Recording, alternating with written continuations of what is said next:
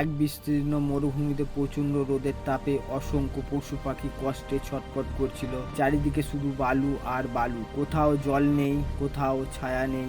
গরমে সবাই প্রায় অচেতন হয়ে পড়েছিল। এই দৃশ্য দেখে এক বুদ্ধিমান ও দয়ালু তোতা পাখি খুব চিন্তিত হয়ে পড়ল। সে মনে মনে ভাবল, এইভাবে চলতে থাকলে সবাই অসুস্থ হয়ে পড়ব, আমাকে কিছু করতেই হবে। হঠাৎ তোতার মাথায় একটি বুদ্ধি এলো। সে দ্রুত একটি ট্রলি নিয়ে অনেক দূর থেকে বড় বড় বরফের টুকরো নিয়ে এলো।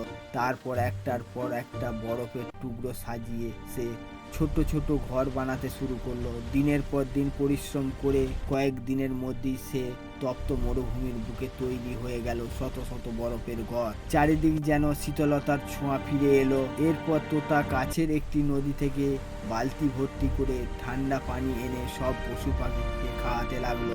সবাই তৃষ্ণা মিটিয়ে নতুন প্রাণ ফিরে পেল। ধীরে ধীরে সব পশু পাখি সেই বরফের ঘরগুলোতে এসে থাকতে শুরু করলো। প্রচণ্ড গরমে মরুভূমি যেন বদলে গেল এক শান্ত নিরাপদ আশ্রয়ে। সবাই তোতার এই মহান কাজের জন্য তাকে ধন্যবাদ জানালো। তোতা হাসি মুখে বলল, একসাথে থাকলে আর একে অন্যকে সাহায্য করলে যে কোনো সমস্যার সমাধান করা যায়। আমাদের এই কাহিনীটি ভালো লাগলে চ্যানেলটি সাবস্ক্রাইব এবং লাইক করবেন।